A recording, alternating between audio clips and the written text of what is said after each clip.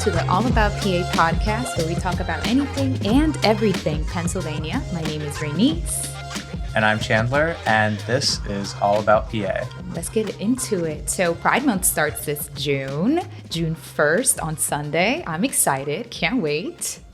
And today, unfortunately, President Trump is visiting my city of Pittsburgh as he takes heat for gutting Medicaid and tries to go on a sort of tour to patch things up, even though we're not really buying it.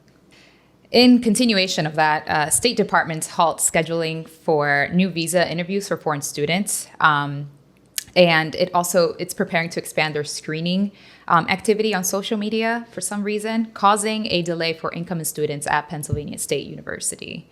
Ridiculous. Entering college is already hectic enough. That's crazy.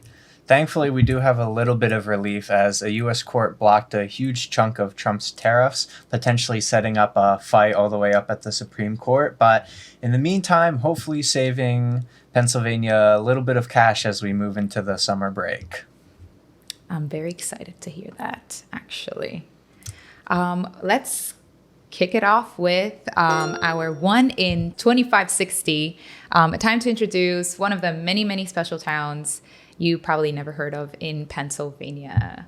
Yes, this is my favorite section. So today I'll be spotlighting New Hope, which is a city right along the Delaware River out near Philly and New York City. It's a beautiful town. I went camping there about like 5 years ago. Whoa. But it is just a beautiful, beautiful small town.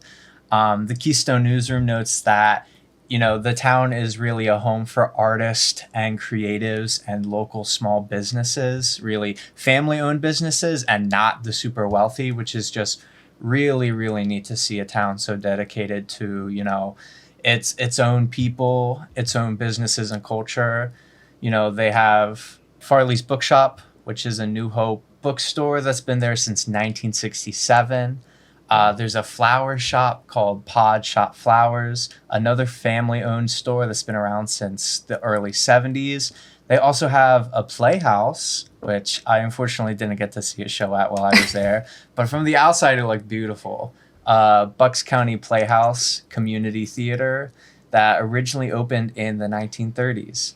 And there's just so much to do there. They have a huge, really nice, welcoming culture. You can walk and bike along the Delaware Canal, which is my personal favorite thing to do. But yeah, it's just a really, really amazing, super progressive small town, and it's just beautiful. So you sold me because you mentioned all of the things that I'm honestly obsessed with. Plants, arts, small shops, family owned. They have a record store too. They have a record. See, yeah. This is, I think if whoever's listening out there, if you're looking for new towns to visit, New Hope, I think that's where all the art lovers, myself included, you'll find me there. You'll find me there for sure. I need to add that to the list. History lovers too. I have to admit, I was a bit of a history nerd, still I am. And so seeing all the canals and everything and the plaques with the history, I loved it. So it's just really, really rich town. Highly recommend. Awesome. I definitely need to add that to my list too. I'll add another historic town for you here, Chandler.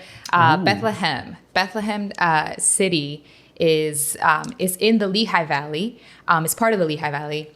And it was actually named Bethlehem by the Moravians on Christmas Eve in 1741. I was going to ask if it had any connection to Christmas. Yeah, definitely. It's actually known as the Christmas city in the USA in 1937. So, wow. Yeah. Very, very cool. Very cool fact. The town is like your cute. It has like a stone entrance. Lehigh University is there for people who are also familiar with the university. It's like in downtown. You have like small little restaurants on the Union Main Street.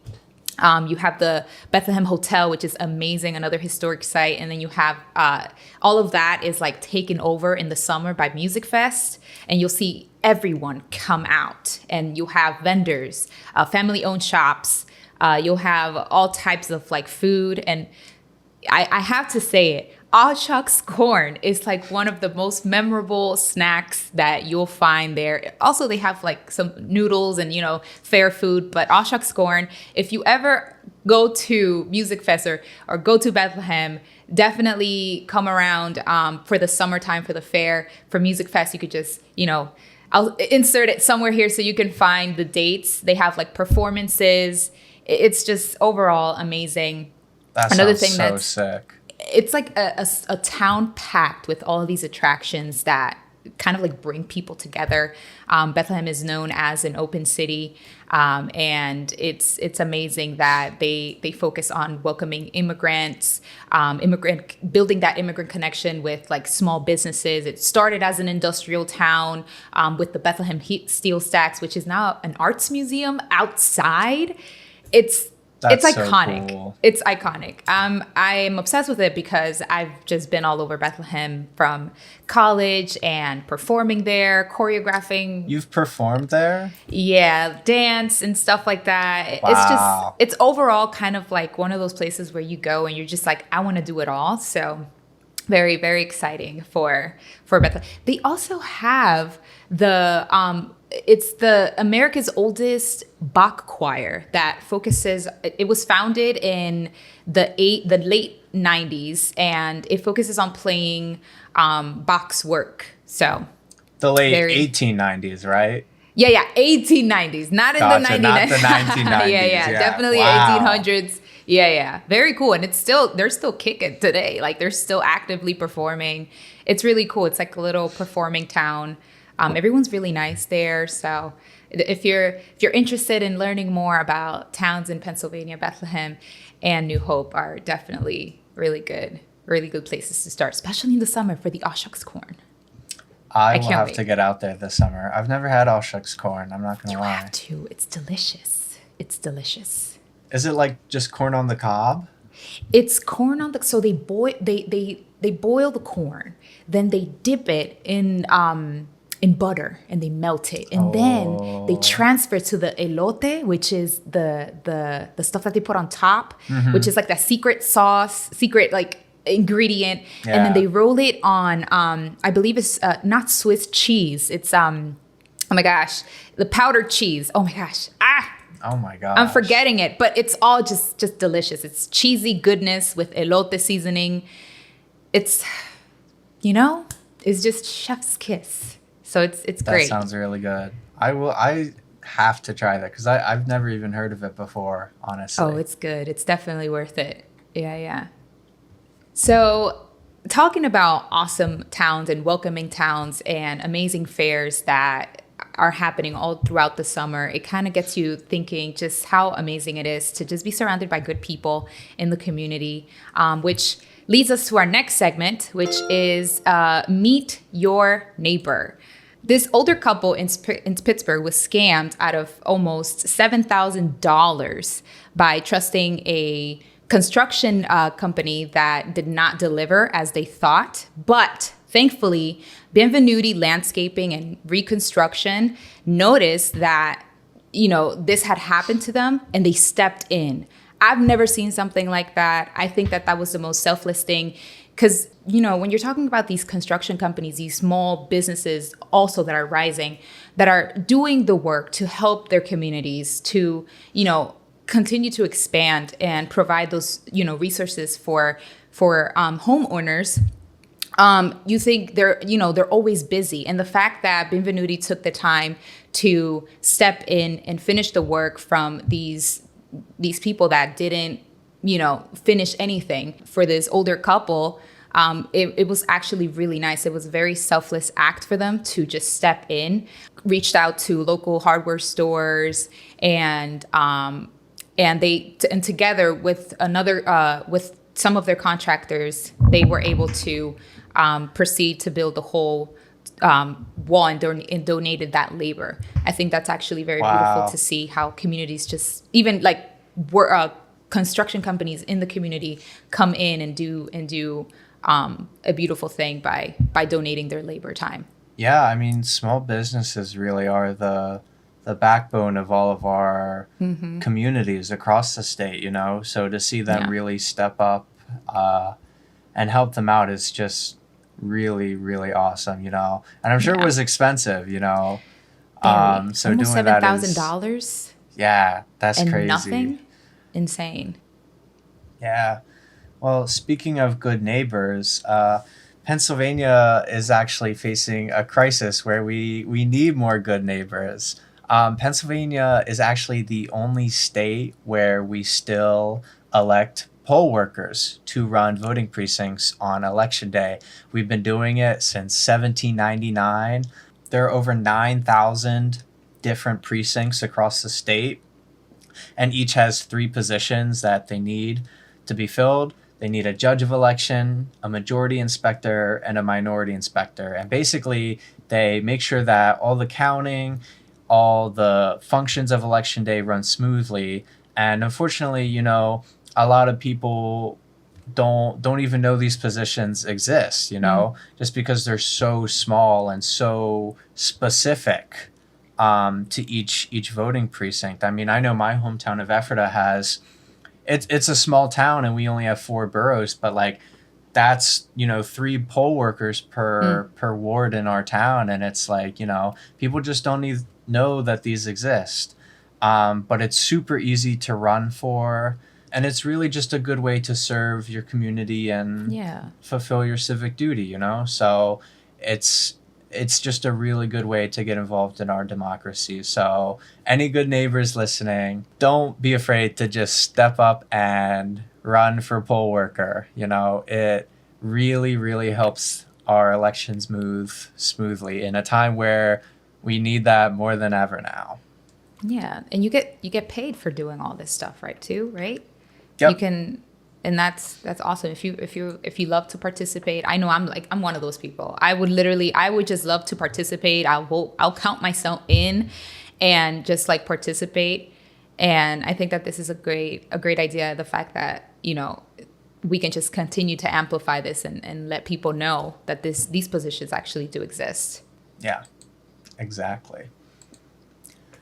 So we're about to move into our next section called What in the PA. And today we have a special guest joining us on the segment where we now talk about stuff that's caught our attention this last week. We're joined by JJ Abbott. He's been working in Pennsylvania politics for over 15 years, from being the governor's press secretary to working on campaigns and even in local government. So JJ, thanks so much for joining us today. Thanks for having me, and thanks for all the great things that you and Reinys talked about so far. Thank you. So Thanks. the big thing we really want to talk about is this disastrous federal budget that just went through the House of Representatives this past week. And as you might know, every single Pennsylvania Republican in Congress voted for it. They voted to cut Medicaid for more than 300,000 Pennsylvanians. They voted to cut $1 billion in food assistance costs to the state, putting benefits for over 140,000 people in question. And they all voted to hurt over 25 hospitals, particularly in rural areas that are already financially struggling, increasing the likelihood that they could close and their own constituents could suffer. So my question is like, why would they do this? Why would they hurt their own constituents? Well, it's a really good question. I think at the end of the day, there's a whole other component of the bill that is the reason why they're doing it, and that's that the vast majority of where the cuts and then also a couple $1 trillion that will be added to the deficit, where that money is going is to extend and to renew these massive tax cuts for the wealthiest individuals and corporations in the country, and so there. That's the motivation, and it's really gets to sort of what I think a lot of people hate about politics is that it really is this transactional thing where the people who have kind of put as much money as possible and control a huge amount of wealth in the country have invested in these majorities and in having President Trump in the White House, and they're getting they're about to get a huge return on that investment. They're going to get these tax cuts. They're going to get a bunch of other financial and regulatory changes that benefit the super wealthy and powerful corporations, and they're going to do it at the expense of working people, people that are working but don't make enough money to get foods to put food on the table or to have access to health care. A lot of folks on Medicaid are just people whose employers like don't give them health coverage. And then the huge other portion are people who simply cannot work to start. There are people with long-term or debilitating disabilities. There are people that are they're seniors at the end of their life. And so what we're seeing unfold is this kind of detached from reality, move out of Washington, where all the people that are struggling, everybody who is kind of just scraping by, is about to get screwed, and then a very small number of people who have everything they could ever need are about to get a bunch more. And so, I there's no real good answer for why they're doing it, other than there's some political benefits of doing it, and then there's some ideological things like trying to take down these programs that ideological goals, like taking down Medicaid and Medicare and Social Security and food assistance. These are things that Republicans have been trying to destroy for a long time, even though they're some of the most important things that America has ever done to help people. Yeah. Definitely I mean, it's fortunate to hear. Yeah, it's a travesty. I mean, it feels like half of the Republican delegation for Pennsylvania are millionaires, and they work in Congress. They're powerful people, and then they turn around to their constituents and screw them over. And it is really detached from reality. That really is the best way to describe it. What hurts the most is that they get up there and they make false promises. They're vouching to protect and getting people this false hope, and then they turn around and stab you in the back. Yeah, I mean, I think that's such a good point, because it's like, the whole election, right? We were in Pennsylvania, we were inundated with these commercials. It was all about how inflation was so high and they were going to bring all the prices down. And then you look at what's actually happening, and in this bill, it's going to be a lot easier for a billionaire to buy a yacht, but it's not going to be easier for someone to go to the doctor or buy groceries for their family. And I think one thing that's really important in all this too is, like, some people out there might be like, oh, well, I'm not on SNAP, I don't have Medicaid, I'm not on Medicaid, so this doesn't really bother me. But I think what's really important for people to realize is, one, like, you never know when you're going to need them. That's why it's called a safety net, right? Is like, the worst thing could happen to you, and you could be in a position, or someone in your family, someone you care about, where like they can't afford the medical care that they need, right? Where they might be between jobs, or just in a situation where you get a sudden disease and like you need support. That happened to someone very close to me in my family about a decade ago, and like that. Medicaid was there to make sure that they didn't have to go bankrupt, right? That my family didn't have to go bankrupt at that time. And then, I think the other important point there is that, like, the societal impacts of this are like hospitals are going to close, and it's going to be longer waits at the ER because more people are going to go there to get their care. It's going to mean grocery stores who are going to have a whole lot, are already struggling, right? They're already at the margins. Prices are already high. They're going to have a huge number of folks that are going to be unable to come in and use and go to those stores, and because they're not getting the benefit of that. And then Trump's already cut funding for our food banks. So when people try to go there, like, where are they going to go? And so, the trickle down here isn't that we're all going to get richer because the wealthy are getting tax cuts. The trickle down here is that we're all going to get screwed because they're screwing over the people who need help the most. And so, I think that's just really important. Like, there's so many people that have been out and about, like, speaking out against this bill. I live in Scott Perry's district, and there's this just like amazing group of people that is diverse, and it's people from all sort of walks of life that are like coming together all the time, and they're going to his office and they're like, hey, you're not going to answer our calls. We're going to come right here and we're going to demand better from you. And so, it's just really important that we're all kind of using our voices in this fight because it's not over. Oh, yeah. You know, I think that's the most important thing is it's still going. Yeah, it still has to pass the Senate, where our other millionaire representative, Dave McCormick, is representing us. So not a lot of faith Dave. in him, but you're absolutely right. It's not over. You know, we need to hit the ground running, organize, continue to fight back, fight for each other, Yep.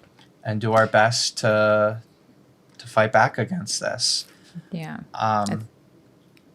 But speaking of fights, I know now, leaving Washington a bit as we focus in on our own capital in Harrisburg, there's a big fight around public transportation in the state budget.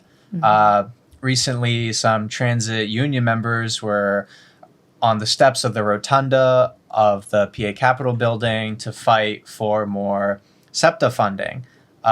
State Representative Malcolm Kenyatta said that, quote, "There's no reasonable person that believes you can run the Commonwealth effectively while shutting down public transit. And yet they're asking us to give an arm or a leg or cut some deal. Just fund the damn transit." And, you know, I couldn't agree more. Here in Pittsburgh, every other bus just like disappears off Google Maps or any app. Like half of the buses don't show up. And this is before in November, they're planning to cut even more bus lines, you know? And I came to this city because I didn't want to have to use a car to get around. And there's so many other people like me who rely on public transport to get to groceries, to get to hospitals and get around. And the fact that they're not willing to fund it is mind-blowing to me. It's selfish. It's crazy, and I think we should say there are some really key folks in the Capitol that are ready to get this done, right? And Absolutely. I think the dynamic is really important here because you know it basically you know for folks who don't follow the Capitol closely, you need three parties to agree to something in order for it to pass: the House, the Senate, and the governor. You got the Democrats that control the House, and you got Governor Shapiro, both of which are ready to go. And I think you know those folks have been going around the state, talking to folks about transit, advocating for funding and pushing. But we got a little bit of a place where the good things go to die in Pennsylvania, and that is our state Senate. And so the state Senate has been controlled by Republicans for over 30 years. So they are entrenched, you know, and I think most people don't realize that. But like basically, if we have a problem in Pennsylvania, the only people who have been around long enough to really be blamed for not solving it is the Republican majority of the state Senate, because they are older than I think most of the people on this. They've had that majority longer than most of the people on this call have been alive. And so I think it's really important, you know, to know that, right? Because there are really clear issues here. Like we know transit is important. Like it's not just an urban issue. It's really a working class issue. And I think that's where Republicans are really off on this. You know, they're trying to basically say, oh, this is just Philly or Pittsburgh. It's just our cities. But the reality is the working class across Pennsylvania rely on some form of public transit to get to and from work. The businesses that they work for, their employees are not going to be able to get there if public transit is cut. You know, that's places like Johnstown and Erie and the Harrisburg area and the Lehigh Valley and Nepa, like Scranton and Wilkes-Barre. Like those are places that people also rely on transit.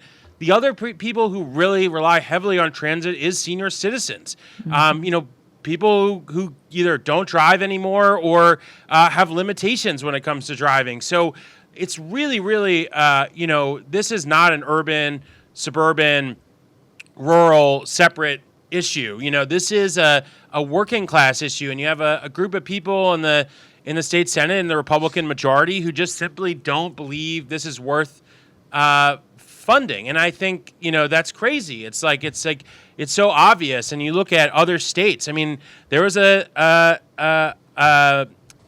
reel circulating on Instagram about all these people from New Jersey who were like, hey, like, we're making transit better. Like, can you imagine if we were Pennsylvania? I mean, New Jersey trolling us. I mean, that should be like the number one motivator, right? So to fix many this. levels. Like, we can't We can't let New Jersey glow up on us. We need, so it's need to really step up. it's just crazy. But I think there's going to be a lot of folks who are getting involved in this. There's an organization called Transit for All, which is a statewide organization that folks can get engaged with to to advocate for transit. And so I just it's a no-brainer that it should get funded, and we have been woefully underfunding it.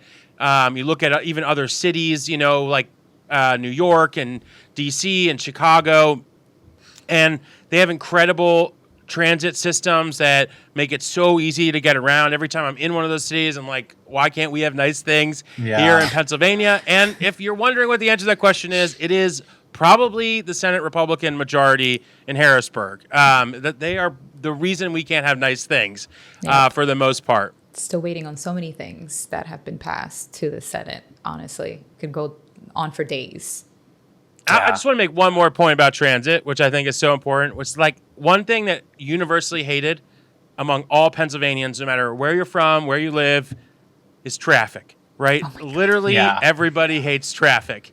And if this doesn't get fixed, it is going to cause a ton of traffic. And so, like, if you think, I don't take the bus, so this doesn't matter to me, well, how do you think those people are going to get anywhere now? They're going to take a car, right? They're going to take a ride share. They're going to carpool. Well, that's going to put more cars on the road. It's going to make commutes longer. It's going to create more traffic.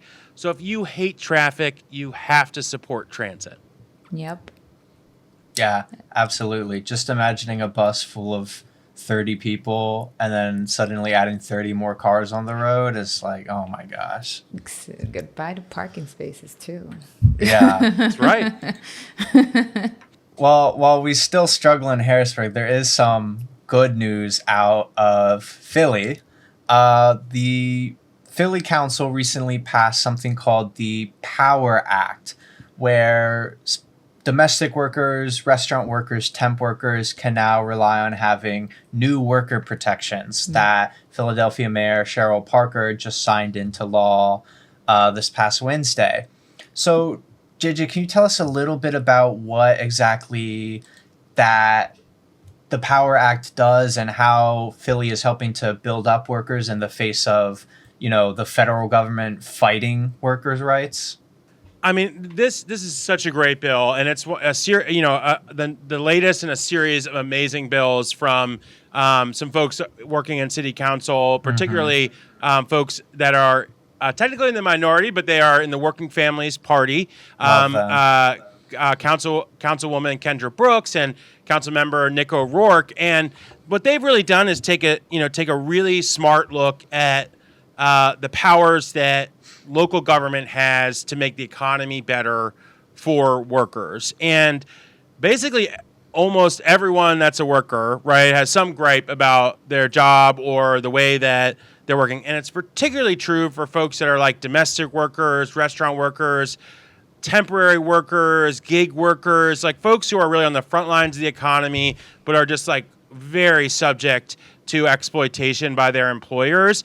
And what this bill does is it expands the rights of those folks so that they have greater protections in their jobs. They have better security in their jobs. They have better predictability. There was a great other bill that these folks passed last year, which just made it basically like your employer has to respect your schedule, right? It's like if they give you a schedule and then they decide they want to change it at the last minute, it's not going to work, right? And so these are just like really common sense things, but I think it's also a reminder that like when we have people in government who are actually trying to fix stuff, that are trying to actually make people's lives better, like we all benefit. And I think it's such a good contrast, but also a stark one between what we're seeing at the federal level, where basically they're trying to take away people's benefits, even if they're working and they don't get them from their job. They're trying to take away workers' rights. There's they tried to take away an entire union at the Philadelphia